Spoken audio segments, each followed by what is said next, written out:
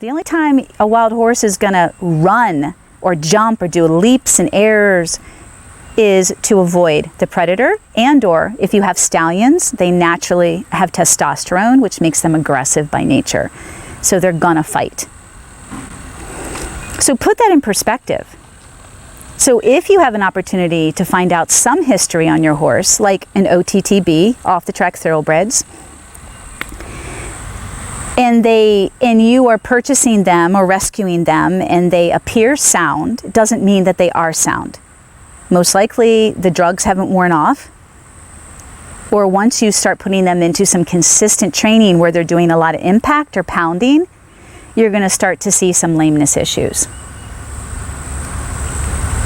With proper, good, correct training, you can work a horse 5 days a week, but it's how you work them. Everything's about quality, not quantity.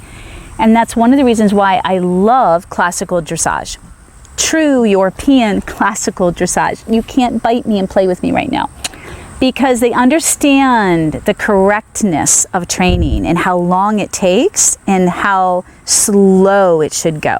And they also have building blocks. They have a curriculum that they follow. And that means they don't just put a horse in a round pen and start running them. They don't do that at all. They develop the horse, just like I do in my method, develop the horse slowly and correctly so that by the time you ask the horse to do a 10-meter circle around you at a canter, they are balanced and straight. Their body is never compromised. I've never had a lame horse in training, ever. And I've worked with over 1,000 horses in my short career, never. But that also means that I may not be cantering that horse until 6 months. It also means I may not be riding that horse until the 3rd month. That's how I stay safe, until the horse gives me permission. So getting back to the topic of you get what you pay for. Most of the time you do with horses, and a lot of times you're not, because of the cheaters, the scam artists, and because horses, unfortunately, predominantly across the board, are compromised emotionally, mentally, and physically. People just don't have the right education when they go into training horses. Oh, I put 30 days. I was roping in 30 days on this horse. Walk, trot, and canter, trail ride, and this horse does everything in 30 days. There is no way, guys. There is no way. I have rehabilitated so many walking horses, gaited horses in my time, who were 4 years of age, totally ruined with that mindset of, well, he's 2 or 3, we're just going to take him out on the trail. He's going to be dead broke in 30 days and up for sale for $10,000 because of his pedigree, like a good-looking Rocky Mountain. A lot of them. So think about this. Start studying good training and building blocks. Start training your eye as to how a horse should look physically, move correctly. Mentally, where are they? When you are purchasing a horse, the cheapest part is buying the horse. Please be aware of that. So if you go, wow, man, I got this horse for $500 or $1,500 or $2,000 at the auction, I will be very surprised if something doesn't go wrong soon, physically or mentally. I'm not saying you have to put $10,000 into getting a good horse, but usually the higher you pay for a good horse, the more you weed out the people that are just looking for broken down horses and don't realize it, and the more you weed out the opportunity to get scammed.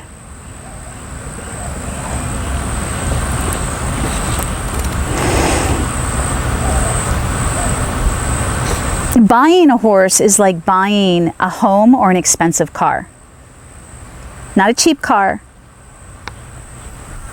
Any home, because homes are expensive no matter what. There's always maintenance on homes. Doesn't matter what you pay for. Cars, you buy an expensive car, it's going to be expensive to fix. You buy a horse, like I said, the cheapest part is purchasing them.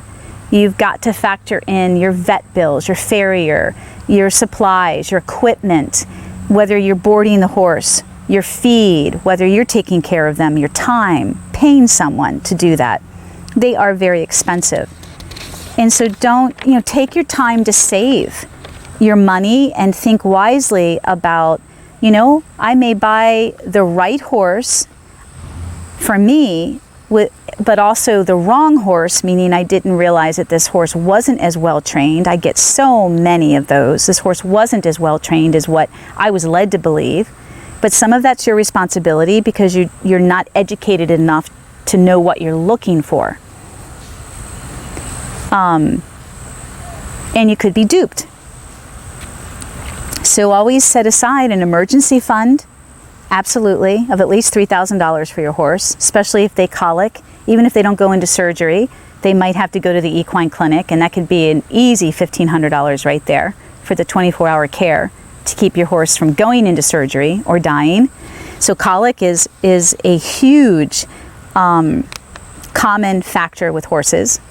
There's just varying degrees of colic. Some are more severe than others. And always factor in training, not just lessons with your horse, but training, especially if you're new to horses or you're coming back into horses later in your life and you've never trained horses before. You've just ridden well-trained horses.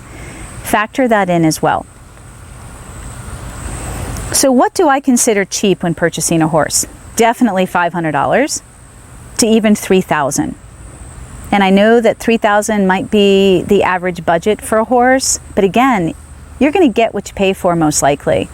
And so the odds of getting something with problems, whether it's mental, emotional, or physical, is a lot higher when you pay for a horse $3,000 or lower.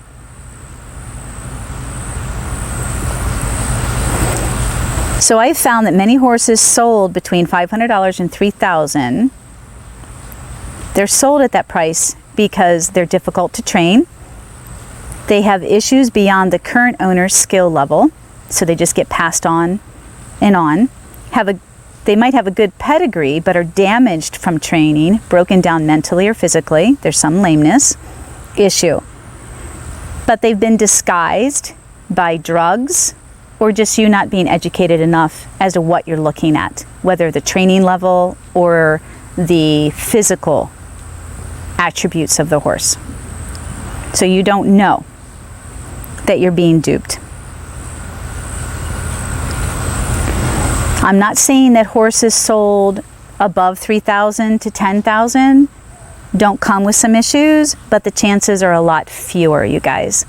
A lot fewer. You have people that have a little bit more integrity. The people that are going to sell horses between $5,000 and $10,000 on average. We're not a show barn here. I'm not talking about horses that are for show that can go $50,000 to $300,000. I'm talking about the average horse owner. When you pay anywhere from $3,000 to $10,000, you have better odds at getting a better horse, both in education and health-wise.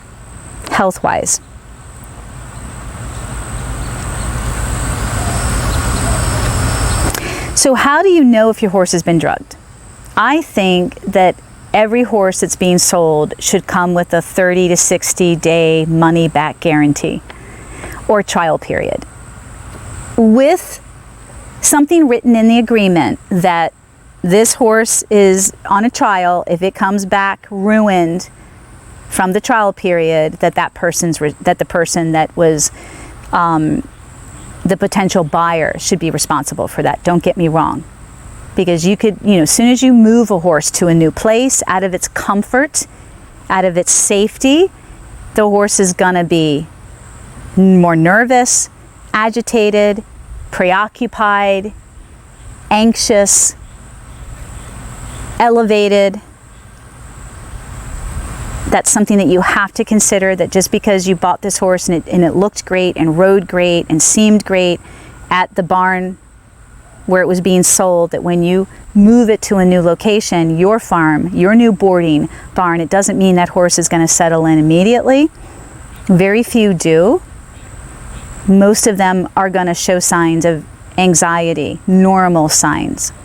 The horses that don't show them, that seem dead calm, I'm more suspicious of those horses, that they've been drugged.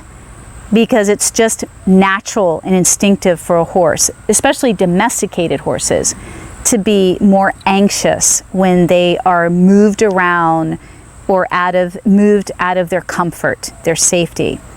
It's not normal, not when you compare domestic horses to wild horses, but because our domesticated horses rarely ever get moved unless they've been showing and they've traveled a lot. They get used to it. They have a lot of experience with that.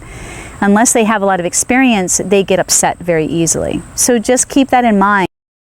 And at least if the horse is a little more elevated and hypervigilant when you do move them to your farm or the new boarding facility, you know that they're most likely not drugged.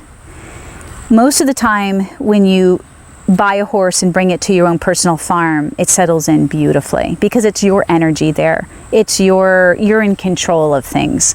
When you move them to a boarding facility, especially if it's a chaotic one or the energy changes, and horses are so tuned in to all of that and highly sensitized and sensitive.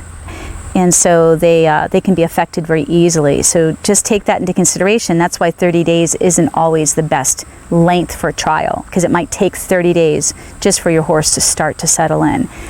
And definitely working with your horse immediately and bonding with your horse is going to help that horse feel comfortable and more safe. So please keep that in mind, that you looked at this horse at the sale barn and wow, he's perfect, he's calm, doesn't mean that he's going to be calm when he moves with you. And if he is still calm, I'm always suspicious. Is the horse just checking out, shutting down, and then going to wake up and explode? Is the horse on drugs? There's so many things to think about, you guys. Horses are very complex. You can always have blood work done. In the first part 1 of this series on pre-purchase exam, when you're paying for a horse between $5,000 and $10,000, I'll pay $500 for, I never have, but I would pay $500 for a really thorough vet exam, $300 to $500. That's without x-rays. So they're just testing for lameness issues, soundness issues, checking the horse all over, checking their teeth, checking their eyesight, checking their conformation, anything obvious, as well as how they travel and how they move. I will always do that, period. But when you're paying more money, you definitely want to do that and possibly get x-rays just to make sure that, wow, I'm paying a lot of money for this horse. I want to be able to do some pretty awesome things with this horse that are going to require some advanced movement, advanced training. So just make sure that this horse is sound. Possibly a part 4 where we will bring in horses for you guys, for us to talk about and train your eye as to what you're looking at mentally and physically. Keep in mind, again, what are some of the key points of this video? Start out with a checklist. What do you want? What do you really want emotionally and physically with this horse? What do you want to be able to do? Now, that's number 1. Number 2, have you been researching or studying or following someone that you admire? Wow, I want my horse to look like that, or I want a horse just like that. That helps to train your eye, so that when you come across all these different types of horses, you're able to say, wow, that doesn't look right. That's not going to give me a really good ride or a good movement. Where are you buying this horse? Is it a sale barn? Be careful, especially in auction. Man, you never know what you're going to get, ever. How about the rescues? Most people don't know what background these horses have. And so your heart goes out. I've had a rescue myself. I'm always rescuing horses. I used to. I no longer do anymore. So I understand what it's like to give back and want to help. But just understand what you might be getting yourself into.